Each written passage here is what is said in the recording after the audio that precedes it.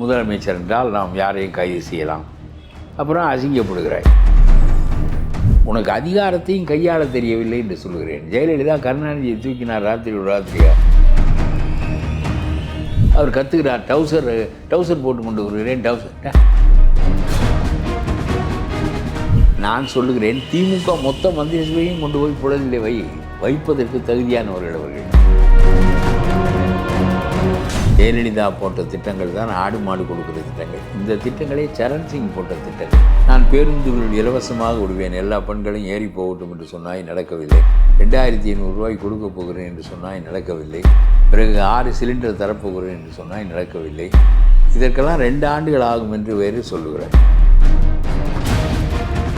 11 லட்சம் ரூபாய் கடனாக்கியது என்பது ஸ்டாலினுடைய மட்டமான ஆட்சியினுடைய வெளிப்பாடு.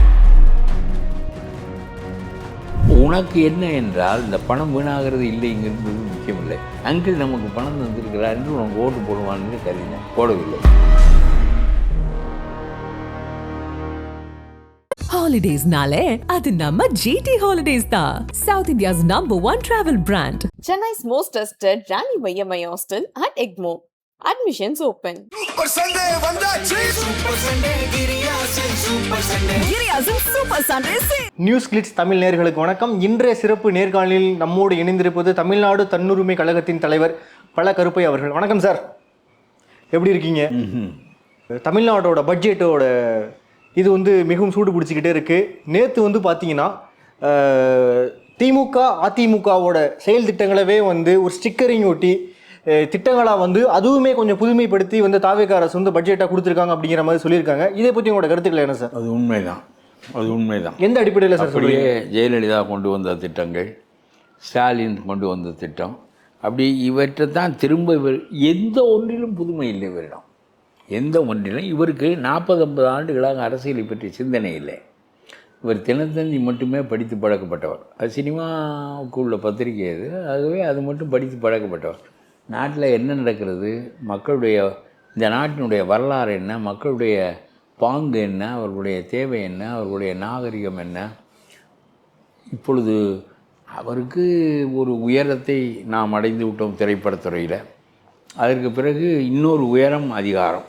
அந்த அதிகாரத்தையும் அடைந்து விட்டால் வாழ்க்கை வெற்றிகரமான வாழ்க்கை என்று அப்படித்தான் அவருக்கு சிந்திக்க தெரிந்திருக்கிறதே தவிர, இது ஒரு தொண்டுக்கான களம். You have to serve the people. அதனால தான் ரொம்ப பெரிய நிலைகளில் உள்ளவர்களெல்லாம் காமராஜர், லால் பகதூர் சாஸ்திரியெல்லாம் தங்களை ரொம்ப சுருக்கி கொள்வார்கள். அதிகாரம் அவர்களை பெரிதாக்குமே தவிர அந்த அதிகாரத்தை புறந்தள்ளிவிட்டு தங்களை சுருக்கி கொள்வார்கள். காமராஜர் சும்மா ஒரு தோளதளத்தை சட்டை 4 முழ வேட்டியை கட்டி கொண்டு எதற்கு சங்கூதி கொண்டே போகிறார், எதற்கு இத்தனை வண்டி முன்னும் பின்னும் என்று கேட்கக்கூடியவர் அவர். அதனால் நம்ம here to serve the people என்கின்ற எண்ணம் இருக்க வேண்டும். அது இல்லாமல் நமக்கு பெருமைகள் தருகின்ற களம் இந்த அரசியல் அதிகாரம். முதலமைச்சர் என்றால் நாம் யாரையும் கைது செய்யலாம். அப்புறம் அசிங்கப்படுகிறாய். யாரையும் கைது செய்யலாம் என்று எதற்கு கைது செய்ய வேண்டும் என்று தெரிய வேண்டும். மன்னன் இல்லை நீ, சட்ட வரம்புகள் உள்ளன. உதயநிதியை கைது செய்ய வேண்டும் என்று சொன்னால் உதயநிதி ஒருவனை அடித்தார், இல்லை ஒருவனுக்கு இரத்த பலியை ஏற்படுத்தினார், இல்லை இன்னொருவனுடைய சொத்தை நேரடியாக எடுத்து, இதெல்லாம் கிரிமினல் குற்றங்கள். ஒரு பேசுகிறார், பேசியது அவர் அசிங்கமாக அவருடைய தகுதிக்கு அவருடைய நிலைக்கு அவர் அது போல் பேசியிருக்கக்கூடாது. என்ன இது மக்களிடம் போகிறது பேச்சு. விவசாய போராட்டத்தை பற்றி பேசுகிற போது ஒரு மனிதனை கீழாக பேச வேண்டும் என்று நீ கீழே இறங்கி விடுகிறாய். இது ரொம்ப அசிங்கமான இந்த மாதிரி பேச்சுக்களை பழைய கால தலைவர்கள் பேச மாட்டாங்க. பேசிவிட்டால் பேச்சு என்பதற்கு அவதூறாக இருந்தாலும் சரி, அசிங்கமாக பேசுவதென்றாலும் சரி, பேச்சு நான் பைலபிள் செக்ஷனுக்குள் வருகின்ற ஒன்றில்லை. கொலை செய்தால் வரும், குத்தினால் வரும், அடித்தால் வரும், ஒருத்தனுடைய சொத்தை எடுத்துக்கொண்டால் வரும், பழனி சொத்தை நாம் அபகரித்தால் வரும். இதுக்குத்தான் நான் பைலபிள் செக்ஷனை தவிர ஒருவனின் மீது குற்றஞ்சாட்டு வழக்கு போடு, இந்த மாதிரி பேசினார் என்று அதற்கு நீதிமன்றத்தில் என்ன தண்டனை உரியதோ அதுக்கு அபராதம் போடுவார்கள் அல்லது எச்சரிப்பார்கள், ஏதோ ஒன்று. இதற்கு போய் நான் பைலபிள் செக்ஷன் போடுகிறாயே, உனக்கு யோசனை சொல்லுகின்றவனும் முட்டாளாக இருக்கின்றானே என்று சொல்கிறேன் நான். இது என்ன நான் பைலபிள் அளவிற்கு வெளியே வரக்கூடாது, வந்தால் சமுதாயத்துக்கு தீங்கு ஏற்படும் என்கின்ற நிலையில் தான் பிணையில் விழுவதில்லை. அவ்வளவுக்கு என்ன அது குற்றம்? அவர் அசிங்கமாகவே பேசியிருக்கட்டும். அதற்குரிய வகையில் தான் அந்த வழக்குகள் தொடுக்கப்பட வேண்டுமே தவிர இதற்கு போய் போலீஸை குவித்து தஞ்சாவூரிலிருந்து பெரிய போலீஸ் படையை கொண்டு வந்து அவர் ஊரில் இருக்கிறவனையெல்லாம் திரட்டி வைத்து கொண்டு ஏறுவோமா வேண்டாமா என்று எல்லாம் கூத்தாக நடக்கிறது. உனக்கு அதிகாரத்தையும் கையாள தெரியவில்லை என்று சொல்கிறேன். ஜெயலலிதா கருணாநிதியை தூக்கினார் ராத்திரியாக. அவர் கற்றுக்கிறார், டவுசர் போட்டு கொண்டு வருகிறேன், டவுசர்லாம் வேண்டாம் வாயான்னு பிடித்து கொண்டு வந்து விட்டார். பிறகு அவரை கொண்டு வந்து ஒரு இடத்துல வைத்திருந்தார்கள். என்ன கடைசியில் மத்திய அமைச்சராக இருந்தார் டிஆர் பாலு மற்றவர்களெல்லாம். என்னுடைய தலைவனை பிடித்து கொண்டு வந்தாயா, இரவாக பிடித்து கொண்டு வந்தார். பார் நாங்கள் என்ன மட்டமானவர்களா, நான் மத்திய மந்திரி, உன்னுடைய மந்திரி பதவியை விட பெரிது என்று சொல்லி கேட்டை காரால் உடைத்தார். உடைத்தவுடன் ஒரு கைதியை தப்பித்து கிளப்பி கொண்டு போக முயன்றார் என்பது மட்டுமல்ல, பொது சொத்தை உடைத்து தகர்த்தார் என்று சொல்லி மத்திய மந்திரியை கைது செய்தார் ஜெயலலிதா. முடியுமா உன்னார்? மத்திய மந்திரி வாஜ்பாய் அவ்வளவுதான் அலறி, என்னையா மத்திய மந்திரி மாநில அரசாங்கத்தினுடைய சட்டத்திட்டங்களுக்கு உட்பட்டவர் என்ற நிலை இவ்வளவு மோசமாக வெளிப்படு. சரி, ஒரு கைதியை கிளப்பி கொண்டு போக நினைப்பதோ கேட்டை உடைப்பதோ குற்றம், அதை யார் செய்தாலும் குற்றம், பிரதம மந்திரி செய்தாலும் குற்றம். கைது செய்து விட்டார். ஒரு மத்திய மந்திரியை கைது செய்ய முடியுமா? வாஜ்பாய் அலறி, அப்புறம் ஒவ்வொரு மாநிலத்திலும் இது போல் ஆரம்பித்து விட்டார்கள் என்றால் மத்திய மந்திரியாக இருப்பதற்கே பயப்பட ஆரம்பித்து விடுவார்கள் என்று சொல்லி கெஞ்சி கூத்தாடி ஜெயலலிதாவிடம் விடுவித்தார் அவர்களை. உனக்கு இது சரியான முறையெல்லாம் அதெல்லாம் இருக்கட்டும், உனக்கு அதிகாரத்தை பயன்படுத்தவும் தெரியவில்லை, அதுக்கு போய் ஒரு பேச்சையாக பயன்படுத்துவது. வேறு ஏதாவது ஒரு பெரிய காரியத்தில் நான் சொல்லுகிறேன், திமுக மொத்த மந்திரி சபையும் கொண்டு போய் புழலில் வைப்பதற்கு தகுதியானவர்கள் அவர்கள். ஸ்டாலினிலிருந்து கடைசி மந்திரி மூர்த்தியிலிருந்து அந்த அனிதா ராதாகிருஷ்ணன் வரையிலும் கொண்டு போய் வை. புழலில் தனி கட்டடம் கட்டி இவர்களெல்லாம் கொண்டு போய் வை. மொத்த அவ்வளவு அட்டூழியம் செய்திருக்கிறார்கள். ஏராளமான சான்றுகள் உன்னுடைய அரசாங்கத்திடம் இருக்கின்றன. ஜெயன் நேருவின் மீது வழக்கு தொடுக்க மாட்டேன் என்று அவ்வளவு சான்றுகளுக்கு இடையே பொத்தி பாதுகாத்து வைத்திருந்தார் ஸ்டாலின். அவர் மீது வழக்கு போடு, உள்ளே கொண்டு போய் வை. அதையெல்லாம் விட்டு சும்மா இந்த உதயநிதி என்னமோ வாயால் சொன்னார் என்பதற்காக பிடிக்க போய் கடைசியில் கோர்ட்டு விடு என்று சொல்லி உன்னை அசிங்கப்படுத்தி, கோர்ட்டு சொல்லுகிறது 12 மணி வரையிலும் பொறு என்று, அதற்குள் நான் பிடித்து கொண்டு போவேன், அதை விட என்னுடைய அதிகாரம் கூடியது என்றால் உன்னுடைய அதிகாரத்தை நிலைநாட்டியிருக்க வேண்டும். நிலைநாட்ட முடியவில்லையே உன்னால்? நிலைநாட்ட முடியாதே, அசிங்கப்பட்டு போனாய். உனக்கு உன்னுடைய அதிகாரமும் தெரியவில்லை. என்ன காற்றிலும் மோதுவது கல்லிலும் மோதுவது என்றால், காற்றிலே மோதுகிற போது ஒன்றும் ஆகாது, கல்லிலே மோதுகிற போது மண்டை உடைந்து விடும். அதனால் கைது செய்வதற்குரிய குற்றங்கள் 1000 இருக்கின்ற போது கைது செய்வதற்குரிய வகையில் இன்னும் உன்னால் அவர்களை அணுக முடியவில்லை. ஒரு ஆளை கூட உன்னால் அணுக முடியவில்லை. அவ்வளவு பேரும் செய்த குற்றங்களுக்கான அவ்வளவு சான்றுகளும் அரசியலில் இருக்கின்றன. அதை விட்டு சும்மா அவர் வாயால் அப்படி பேசினார், அசிங்கப்பட்டு பேசினார், இதெல்லாம் என்ன பேச்சு? எப்பொழுது அந்த விஷயங்கள் பேசப்பட்டால் நைனா நாகேந்திரன் காலத்திலிருந்து இந்த விஷயத்தை தான் பேசி கொண்டிருக்கிறார்கள். ஒவ்வொரு தடவும் நீ இதற்குத்தானே ஆத்திரப்படுகிற. இது என்ன? இது அசிங்கமாக இருக்குது சார். அதுக்கப்புறம் ஆதவ அர்ஜுனாவே இன்னொரு ஸ்டேட்மெண்ட் ஒன்று சொல்லியிருக்காரு, விஜய் இதுக்கப்புறம் வாயை திறக்க மாட்டார், எதுவாக இருந்தாலும் அமைச்சர்கள்ட்ட நீங்கள் பேசுங்க, திமுக எந்த ஒரு கருத்தை தெரிவிக்கிறதா இருந்தாலும், எந்த பிரச்சனையாக இருந்தாலும் எங்ககிட்ட பேசுங்க. அவர் நடிகராக இருந்து பழக்கப்பட்டவர், யாரோடும் பழகியவர் இல்லை. நடிகர்கள் தங்களை தனித்து வைத்துக் கொள்வார்கள், நடிகர்கள் நடிகைகள் எல்லோருமே. ஏனென்றால் காட்சிக்கு எளியனாக ஆகிவிட்டால் அந்த கவர்ச்சி போய்விடும். நான் சொல்வது புரிகிறதா? காட்சிக்கு எளியனாக இருக்க மாட்டார்கள். காட்சிக்கு எளியனாக இருப்பது என்பது ஒரு பெரிய சிறந்த பண்பு என்று நம்முடைய இலக்கியங்கள் பேசுகின்றன என்பது வேறு. நடிகர்கள் காட்சிக்கு எளியர்கள் அல்ல. அவர்களை பார்ப்பது என்பது எப்பொழுதாவது ஒரு முறை நடக்கிற காரணத்தினாலே தான் அவர்களை பார்ப்பதற்கு அவ்வளோ பெரிய கூட்டம் கூடுகிறது. தினமும் ஒரு சாலையில் நடந்து போய் கொண்டிருந்தால் அவரை நீங்கள் உங்களை நான் பார்த்தா எப்படி திரும்பி போகணும் அது மாதிரி அவனும் திரும்பி போவேன். ஆகவே இது நடிகர்களினுடைய இயல்பு. கண்டிப்பாக. ஆகவே அவரை பார்க்க முடியாது என்று சொல்வது இன்னொரு பெரிய சங்கதி. அவருக்கு எதுவும் தெரியாது, அவருக்கும் தெரியாது, மந்திரிகளுக்கும் தெரியாது. இந்த மாதிரி ஒரு ஆட்சி நடக்கிறது. சரி, அந்த விளக்கங்களெல்லாம் போய் இந்த மந்திரிகளிடம் கேட்கலாம் என்றால், இந்த லாட்டரி சீட்டுக்காரனுக்கு எதுவும் தெரியுமா, இல்லை மற்றவர்களுக்கு ஏதாவது தெரியுமா? என்ன தெரியும், என்ன இவர்கள் ஏதோ அதிகாரத்தில் இருக்கிறீர்கள், இந்த 10 பேருடைய தயவிலே இந்த ஆட்சி ஓடிக்கொண்டிருக்கிறது, ஓடுகின்ற காரணம் ஓடும், உங்களுக்கு ஒரு திட்டமும் இல்லை. ஜெயலலிதா போட்ட திட்டங்கள் தான் ஆடு மாடு கொடுக்குற திட்டங்கள். இந்த திட்டங்களே சரண் சிங் போட்ட திட்டங்கள். நான் அவர் உள்துறை அமைச்சராக இருக்கிற போது, அவர் அதுக்கு பிறகு பிரதம மந்திரியாக வந்தார். உள்துறை அமைச்சராக இருக்கிறபோது நான் டெல்லிக்கு போனேன். அவரை ஒரு மாநாட்டுக்கு அழைப்பதற்காக போனேன். அதற்குள்ள ஆட்சி கவிழ்ந்து விட்டது. அவர் என் மீது ரொம்ப அன்பு கொண்டு என்னோடு அரை மணி நேரம் உரையாடினார். அப்பொழுது காந்தி அண்ட் ப்ளூ பிரிண்ட் என்ற ஒரு புத்தகம் கொடுத்தார். அந்த புத்தகம் 10 ஆண்டுகளில் we will end poverty in 10 years என்பதுதான் இந்த புத்தகத்தினுடைய சாராம்சம். ஜனதா கட்சி அப்படி ஒரு திட்டம் போட்டது. இப்பொழுது நீங்கள் அம்மா உணவகம் நடத்துகிறீர்களே, இதனுடைய மூலம் யார்? ஜனதா சாப்பாடு 1 ரூபாய்க்கு போட்டார்கள். நீ உன்னுடைய கடையில் 10 ரூபாய், அப்போ 10 ரூபா சாப்பாடு, 10 ரூபாய்க்கு சாப்பாடு போட்டுக்கொள், 15 ரூபாய்க்கு போட்டுக்கொள், 100 ரூபாய்க்கு போட்டுக்கொள், தடையில்லை. ஆனால் உன்னுடைய கடையில் ஒரு பகுதியில் 1 ரூபாய்க்கு சாப்பாடு போட வேண்டும்.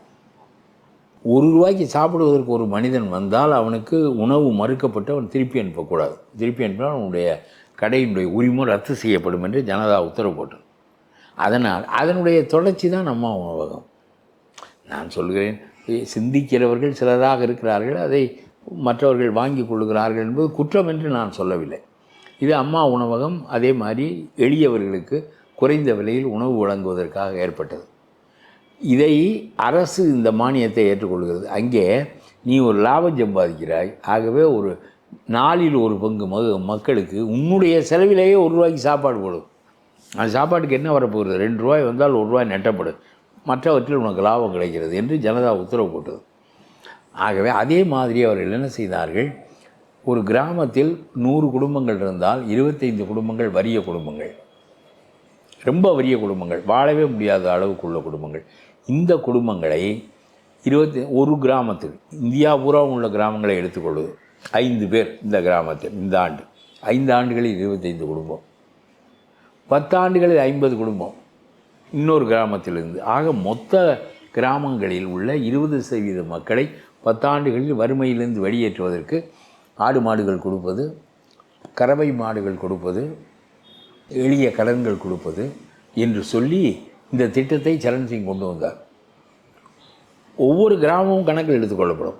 இந்த கணக்கில் ரொம்ப மோசமானவர்கள் முதல் வரிசையில் வருவார்கள், கொஞ்சம் பரவாயில்லாதவர்கள் அடுத்து வருவார்கள். ஆக மொத்தம் நாட்டினுடைய வறுமை 10 ஆண்டுகளில் தீர்க்கப்படும் என்பதற்கான திட்டம் போட்டபோது இந்த கறவை மாடு, இந்த ஆடு மாடுகள் எளிய மக்கள், அவர்கள் மேய்ப்பதற்கு, கிராமங்களில் இருப்பதற்கு அவர்களுக்கு நிலம் இருக்காது, சொத்து இருக்காது, வீடு இருக்காது, எதுவும் இருக்காது. அந்த திட்டத்தை ஜெயலலிதா கொண்டு வந்து கடைப்பிடித்தார். பிறகு அந்த திட்டத்தை இப்பொழுது நம்முடைய விஜய் கொண்டு வந்திருக்கிறார். நாங்கள் பால் மாடு கொடுக்குறோம், ஆடு மாடுகள் கொடுக்குறோம், ஒவ்வொரு அளவு தான். அதை இன்னும் விரிவாக செய்தார் ஜெயலலிதா.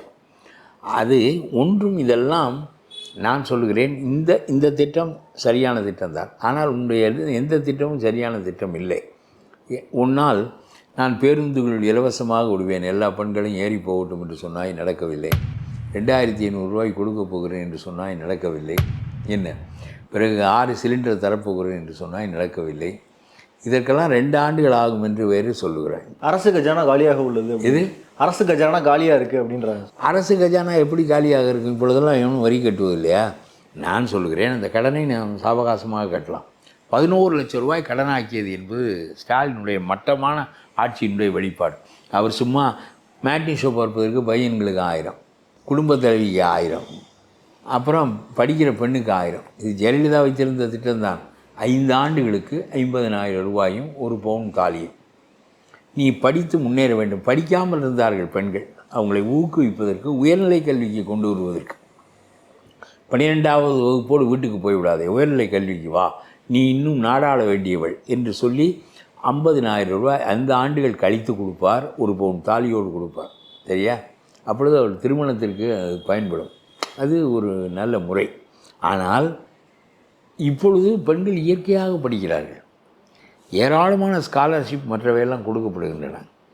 ஆகவே இதை வைத்து அவர்கள் படித்து விட முடியும். அரசு கல்லூரிகள் இருக்கின்றன, படிப்பதற்கு ஒன்றும் பெரிய.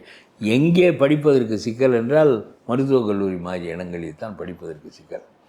அது ஒரு பக்கம் இருக்கட்டும். இதை இவர் மாதம் 1000 வகுத்து கொடுத்தார். ஜெயலலிதாவுடைய திட்டத்தினுடைய பெயரை நீ மாற்றினாய், அவர் தொகுத்து கொடுத்ததை நீ வகுத்து கொடுத்தாய். இப்பொழுது நீ வகுத்து கொடுத்ததை இன்னும் விஜய் வேறொரு பெயரை மாற்றி வேறொன்றா. இதான் நீ செய்தது, இதை தான் அவரும் செய்வார்.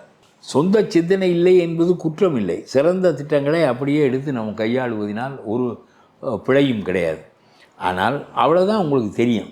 வேறு என்ன தெரியும்? இதைத்தான் உங்களுக்கு மேட்னி ஷோவுக்கு பார்ப்பதற்கு 1000 ரூபா கொடுத்தா பெட்ரோலிடம் 50 ரூபா கேட்டால் தரமாட்டார்கள். நேரடியாக நம்முடைய பைக்கு வருகிறது 1000. முதல் நாளே மேட்னி ஷோ பார்ப்போம் என்று பையன்கள் கிளம்பினார்கள். உனக்கு என்ன என்றால் இந்த பணம் வீணாகிறது இல்லைங்கிறது முக்கியமில்லை. அங்கிள் நமக்கு பணம் தந்திருக்கிறார் என்று உனக்கு ஓட்டு போடுவான் என்று கருதினாய். போடவில்லை, அவர்கள் போடவில்லை, அது வேறு. ஆகவே ஆகாத திட்டங்களின் மூலம் பணத்தை வீணடித்தார் ஸ்டாலின். 11 லட்சம் கடன் ஆக்கினார். நாடு விடுதலை அடைந்ததிலிருந்து எடப்பாடி நாடாண்டது வரையிலும் 5 லட்சம் தான் கடன். நாடு விடுதலை அடைந்ததிலிருந்து எடப்பாடி ஆண்டு முடிகிற வரையிலும். இவ்வளவுக்கும் கொரோனாவை சந்தித்து 2 ஆண்டுகள் மோசமான கொரோனாவை சந்தித்த எடப்பாடியே பெரிய அளவுக்கு கடனெல்லாம் வாங்கவில்லை. 1 ஆண்டு தான் அவர் ஆண்டார். 2 ஆண்டு கொரோனா, அதனுடைய தொடர்ச்சி 1 ஆண்டு. இவ்வளவு கட்டத்திலும் அதுக்குள்ளே அவர் நின்றார். 7.5% கொடுத்தார், ஏதோ செய்தார் என்று வைத்துக் கொள்ளுங்கள். அப்பொழுதே இந்த கடன் வாங்கப்படவில்லை. 5 லட்சம் கோடியோடு நின்றது. இவர் 5 ஆண்டுகளில் 6 லட்சம் கோடி வாங்கிவிட்டார். இப்பொழுது அதுக்கு 80,000 ரூபாய் வட்டி கட்ட வேண்டும். கட்டலாம். 80,000 ரூபாய் வட்டி கட்டுவதை தவிர்க்க முடியாது. நீ புதிய கடனை வாங்காமல் இரு. அது ஒன்றும் பெரிய காரியமில்லை. கொஞ்சம் கொஞ்சமாக கொடுத்து கொள்ளலாம். இப்பொழுது வருமானங்கள், கல்குவாரியில் ஊழல் இல்லை, அதில் வருமானம் வருமா வராதா? ஏன் வரவில்லை? ஆற்று மணலில் ஊழல் இல்லை, உன்னுடைய கருத்துப்படி அதிலிருந்து பணம் வருமானம் வருமா வராதா? காடுகள், கிரானைட் ஏற்றுமதி, எல்லா இயற்கை வளங்களும் அவர்களால் சுரண்டப்பட்டன. அதனால் ஆட்சி இழந்து விட்டு ரோட்டில் இருக்கிறார்கள். அவர்கள் நிற்பது நியாயம். நான் சொல்லுகிறேன், இவர்கள் கைது செய்து உள்ளே வைக்க வேண்டும் என்றால் அவர்கள் செய்த ஊழலுக்காக பிடித்து உள்ளே வைத்து சாகின்ற வரையிலும் ஜெயிலில் வைக்காமல் சும்மா அவர் வாயால் பேசினார், திரிசாவை பற்றி பேசினார் என்று உள்ளே வைக்க போகிறாய். இது என்ன பெரிய வேலை? கடைசியில் வைக்கவும் முடியவில்லையே.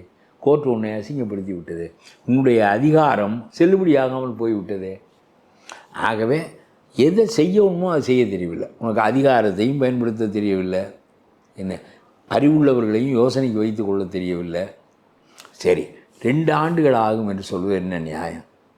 இப்பொழுது நீ சொத்துக்கு உரிய மதிப்பை ஏற்படுத்து. பத்திரப்பதிவுக்கு கட்டணம் கூடும்.